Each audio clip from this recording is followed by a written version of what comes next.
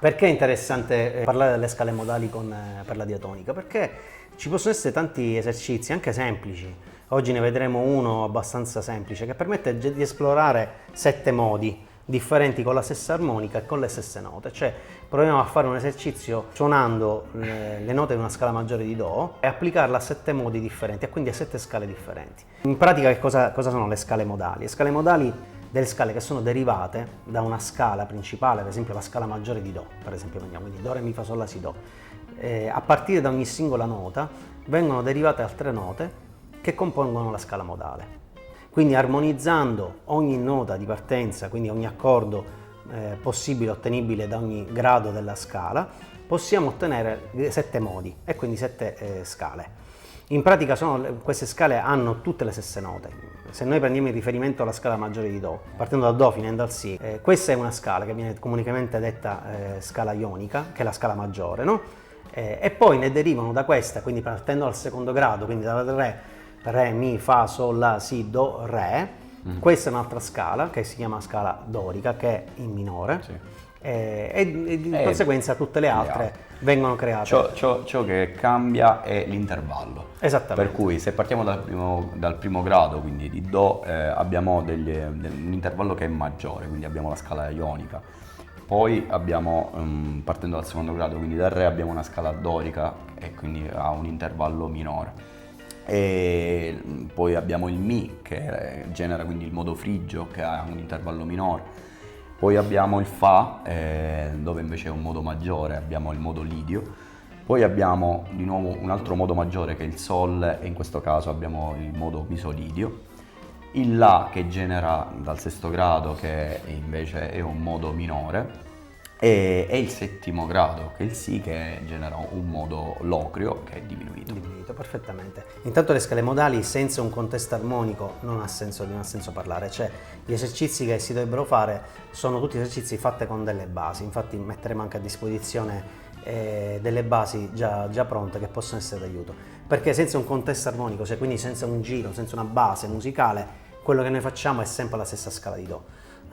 Quindi partiamo da una posizione differente, per esempio nello ionico partiamo dal Do, dal dorico partiamo dal Re, ma le note come vedremo saranno sempre quelle, però senza un contesto armonico, senza una base non ha senso ragionare sui modi. L'altra cosa importante invece è relativa alle note fondamentali. Esattamente, quindi se in Do, nell'accordo di Do abbiamo Do, Mi, Sol, le note quindi fondamentali saranno la prima, la terza e la quinta. Se partiamo invece dal Re, queste note, il Do, Mi, Sol, diventano in secondo piano, quindi ci sarà più risolto sul Re, sul Fa e sul La. Perfetto. Eccetera eccetera per gli altri modi. Quindi quando si fa il solo bisogna stare attenti anche alle note, quelle principali che sono caratterizzanti di ogni scala modale. Ma non è solo utile per questo, ma anche per avere cognizione di come poter, in maniera semplice, appunto come appena tu hai detto, poter subito suonare e creare delle melodie che siano all'interno di un giro armonico, anche tonale,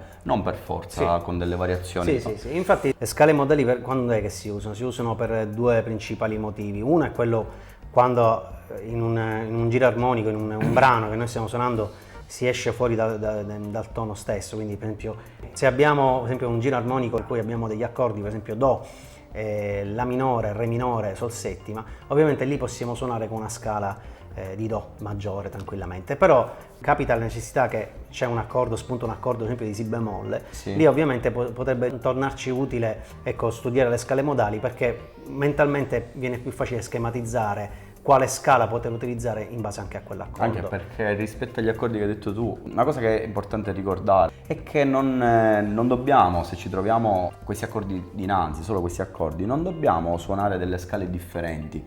Ad esempio, quando siamo in Do stiamo suonando la scala di Do maggiore, ma quando siamo in Re minore non dobbiamo suonare una scala di Re minore, semmai dobbiamo suonare un modo dorico, che è un modo minore, per far sì che non andiamo fuori tonalità, ma il nostro suonare all'interno dell'armonia abbia un senso e abbia una costruzione anche melodica. Esatto. Il secondo vantaggio del suonare modale sta, per esempio, in brani che sono monotonali oppure al massimo hanno 2 accordi. In quel caso lì può essere interessante lo studio delle scale modali, perché si dà un colore diverso al solo, sfruttando le scale su un monoaccordo. Quello che noi faremo è interessante perché inizieremo proprio dalle cose più semplici, cioè quello di suonare la scala maggiore di Do, quindi le note relative, quindi meccanicamente, per esempio se partiamo dal quarto al settimo foro, no? Lì possiamo utilizzare semplicemente quelle note, proviamo a fare prima delle scale, la scala normale, poi degli arpeggi e poi una piccola improvvisazione sui 7 modi, quindi partendo dal Do, Re, Mi, Fa, eccetera, fino al Si. Questo è un Do maggiore, quindi il primo esercizio che andrà fatto è quello di suonare la scala Do, Re, Mi, Fa, Sol, La, Si, Do.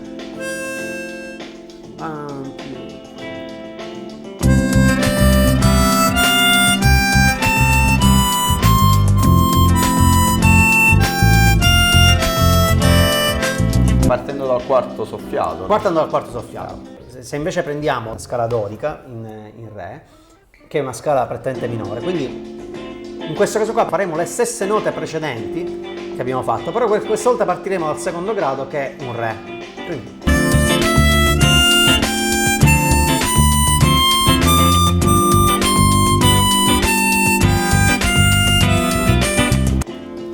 La stessa cosa possiamo fare con la scala, con la frigia, che è in Mi, in questo caso è sempre una scala minore, sul secondo foro soffiato oppure sul quinto foro soffiato.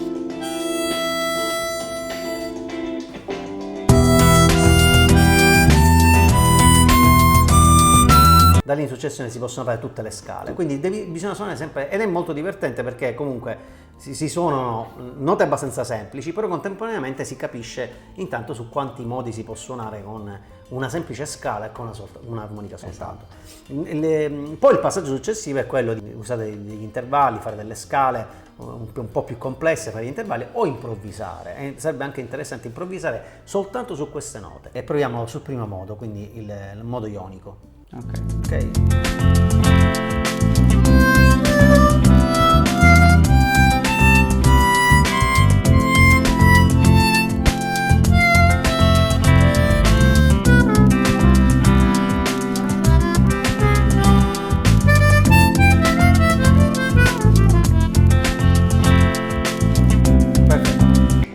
Questo invece è il dorico, quindi parte dal Re.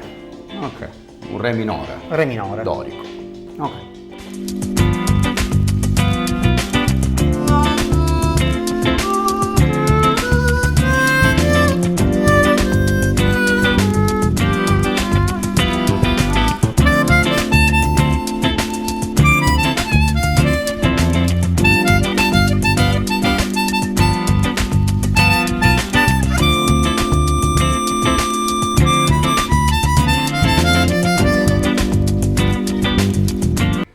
Frigio, quindi che è la scala di Mi, quindi sempre un Mi minore. Un modo minore.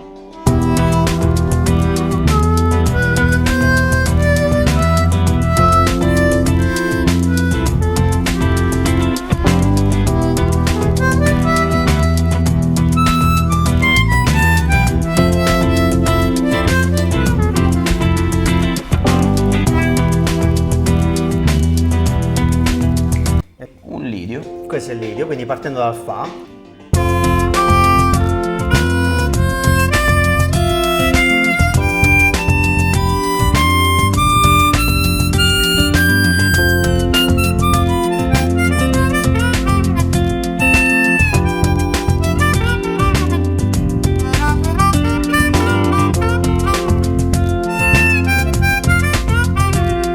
Poi abbiamo la mixolidia, che è quella in Sol, quindi partendo dal secondo aspirato normale.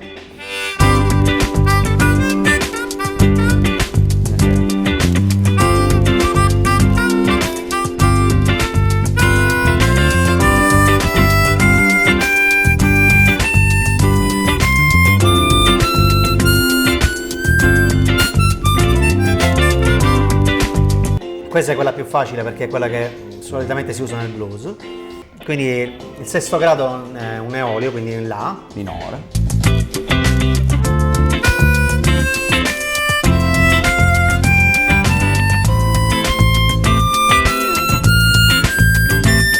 L'ultimo, un log che è diminuito.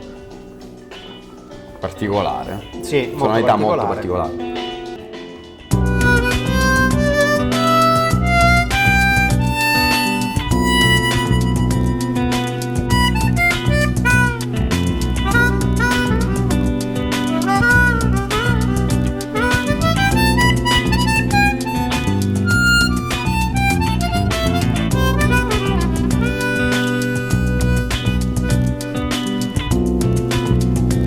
Basterebbe intanto soffermarsi sulle note, le 7 note che abbiamo da mi fa sol la si do, per suonare in tutti questi modi. Poi ovviamente ci si può sperimentare sopra inserendo un fraseggio particolare, oppure con gli esercizi classici, ad esempio i salti di terza, si possono fare anche su queste scale, Esatto. tutti gli arpeggi se vogliamo provarli a fare. Questo è uno studio interessante, si potrebbero perdere giornate intere a suonare Mesi e sempre mesi. Poi il passo successivo potrebbe essere interessante quello di studiare sempre le scale modali, però rapportate non Alla singola tonalità. bravissima, non rapportate alla scala ma alla tonalità, e quindi provare le varie posizioni. Quindi, in ad realtà, esempio in Do ionico, Do lidio, locrio, dorico, eccetera, eccetera. Esatto.